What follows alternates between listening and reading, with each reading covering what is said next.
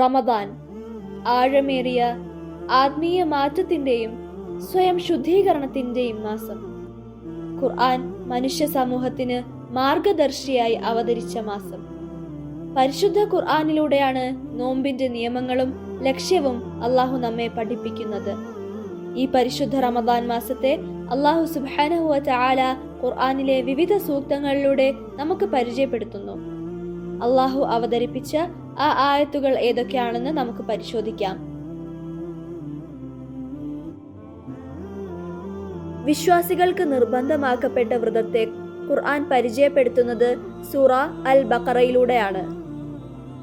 يا أيها الذين آمنوا كتب عليكم الصيام كما كتب على الذين من قبلكم لعلكم تتقون. നമ്മുടെ മുൻഗാമികളെ പോലെ തന്നെ നോമ്പ് വിശ്വാസി സമൂഹത്തിന് നിർബന്ധമാക്കിയിരിക്കുന്നു എന്ന ഖുർആൻ പ്രഖ്യാപനം ഏറെ ശ്രദ്ധേയമാണ്. നോമ്പ് കേവലമായ നിരാഹാരമല്ല, മറിച്ച് ആത്മാവിനെ ശുദ്ധീകരിക്കുകയും അതിൽ കലർന്നിരിക്കുന്ന ദോഷങ്ങളെയും തെറ്റായ സ്വഭാവങ്ങളെയും നീക്കുകയും ചെയ്യുന്ന രീതിയിലുള്ള ഒരു തപസ്യയാണ്. കൂടുതൽ ഭയഭക്തിയുള്ളവരായി മാറുക എന്നതാണ് നോമ്പിന്റെ ലക്ഷ്യമെന്ന് ഖുർആൻ വ്യക്തമാക്കുന്നുണ്ട്. നോമ്പ് നിർബന്ധവും വ്രതമെടുക്കുന്നത് നന്മയുമാകുമ്പോൾ തന്നെ വ്രതമെടുക്കാൻ കഴിയാത്തവർക്ക് അതിൽ ഇളവുകളും ലഭ്യമാണ്.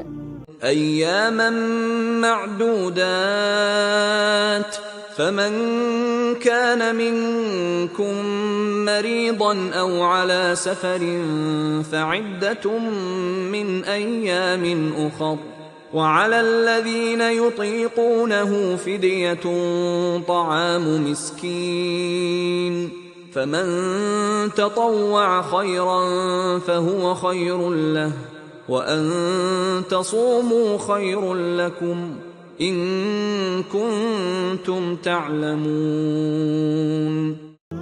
ഇസ്ലാമിലെ മറ്റേത് നിയമങ്ങളിലും ഉള്ളതുപോലെ നോമ്പിലും അല്ലാഹു തആല ചിലർക്ക് ഇളവുകൾ നൽകിയിട്ടുണ്ട്. അല്ലാഹു സുബ്ഹാനഹു വ തആലയുടെ കാരുണ്യം നമ്മെ ബോധ്യപ്പെടുത്തുന്ന നിയമങ്ങളാണ് അവ. രോഗികൾ, യാത്രക്കാർ, ഹൈദോ നിഫാസോ ഉള്ള സ്ത്രീകൾ, ഗർഭിണികൾ, മുലയൂട്ടുന്ന സ്ത്രീകൾ, പ്രായപൂർത്തിയെത്താത്ത കുട്ടികൾ, ഭ്രാന്തന്മാർ, ബുദ്ധിസ്ഥിരതയില്ലാത്തവർ. എങ്കിലും ഇളവുകൾ സ്വീകരിക്കുമ്പോൾ അലസത കാണിക്കരുത് എന്ന് പണ്ഡിതന്മാർ ഓർമ്മപ്പെടുത്തിയിട്ടുണ്ട്. ഖുർആൻ അവതരിപ്പിക്കപ്പെട്ട മാസത്തെ തന്നെ നോമ്പ് മാസമായി നിശ്ചയിക്കപ്പെട്ടത് തീർച്ചയായും യാദൃശ്ചികമാവില്ല.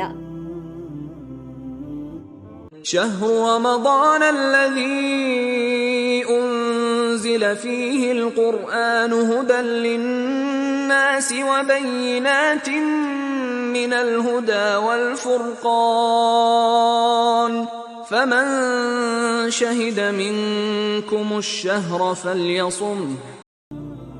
റമദാനിലെ ഉപവാസം വിശ്വാസികളെ ദൈവത്തോടുള്ള അതിരറ്റ നന്ദി പരിശീലിപ്പിക്കുന്നു. ഒപ്പം വിശപ്പും ദാഹവും അനുഭവിക്കുന്നതിലൂടെ ഭക്ഷണം, വെള്ളം തുടങ്ങിയ ദൈവിക അനുഗ്രഹങ്ങളെ വിലമതിക്കാൻ നാം പഠിക്കുന്നു. അള്ളാഹു വിലക്കിയ കാര്യങ്ങൾ ശാശ്വതമായി ഉപേക്ഷിക്കാൻ വിശ്വാസികളെ റമദാൻ സഹായിക്കുന്നു. മനുഷ്യഹൃദയങ്ങളിൽ വെളിച്ചം നിറയ്ക്കുവാനാണല്ലോ പരിശുദ്ധ ഖുർആൻ അവതരണീതമായത്. إنا أنزلناه في ليلة مباركة إنا كنا منذرين. ഒരു അനുഗ്രഹീത രാത്രിയുടെ നിശബ്ദ യാമങ്ങളിൽ ഖുർആൻ മനുഷ്യരാശിക്ക് സമ്മാനിക്കപ്പെട്ടു. إنا أنزلناه في ليلة القدر وما أدراك ما ليلة القدر ليلة القدر خير من 1000 شهر تنزل الملائكة والروح فيها بإذن ربهم من كل أمر سلام هي حتى مطلع الفجر. ഖുർആൻ ആദ്യമായി അവതരിപ്പിക്കപ്പെട്ട അനുഗ്രഹീത രാത്രിയായ ലൈലത്തുൽ ഖദ്റിന്റെ പ്രാധാന്യം ഖുർആൻ വിശദീകരിക്കുന്നുണ്ട്. 1000 മാസങ്ങൾ നീളുന്ന ആരാധനയേക്കാൾ ഉത്തമമാണിതെന്ന് ഖുർആൻ ഈ രാത്രിയെ വിശേഷിപ്പിക്കുന്നു. വിശുദ്ധ റമദാനിന്റെ ഫദായിലുകളിൽ ഏറ്റവും മുഖ്യമായതാണ് ലൈലത്തുൽ ഖദ്ർ. ഭൗതികമായ ആഗ്രഹങ്ങൾ ഉപേക്ഷിക്കുകയും ആത്മീയമായ വിശ്വാസം ശക്തിപ്പെടുത്തുകയും ചെയ്യുക എന്നതാണ് റമദാനിലെ ഉപവാസത്തിന്റെ ലക്ഷ്യം. വർഷത്തിൽ 1 മാസത്തേക്ക് നന്മ ചെയ്യുന്നതിലൂടെയും തിന്മയിൽ നിന്ന് വിട്ടുനിൽക്കുന്നതിലൂടെയും എന്നും നിലനിൽക്കുന്ന ആത്മീയ വളർച്ച പരിപോഷിക്കപ്പെടുന്നു. മുഹമ്മദ് നബി സല്ലല്ലാഹു അലൈഹി വസല്ലമയുടെ അധ്യാപനങ്ങളുമായി ഒത്തുപോകുന്ന ഉയർന്ന ദൈവബോധം, സ്വഭാവ മെച്ചപ്പെടുത്തൽ, കറകളഞ്ഞ ഭക്തി കൈവരിക്കൽ എന്നിവയ്ക്കുള്ള സമയമായി റമദാൻ മാസം വർത്തിക്കുന്നു. ഇസ്ലാമിന്റെ പഞ്ചസ്തംഭങ്ങളിൽ 3-ാമത്തേതായ നോമ്പിനെ ജീവിതത്തിൽ ഉടനീളം മുറുകെ പിടിക്കാനും അതിന്റെ പുണ്യങ്ങൾ ധാരാളമായി സ്വായത്തമാക്കാനും പ്രപഞ്ചനാഥൻ നമ്മെ ഓരോരുത്തരെയും അനുഗ്രഹിക്കുമാറാകട്ടെ.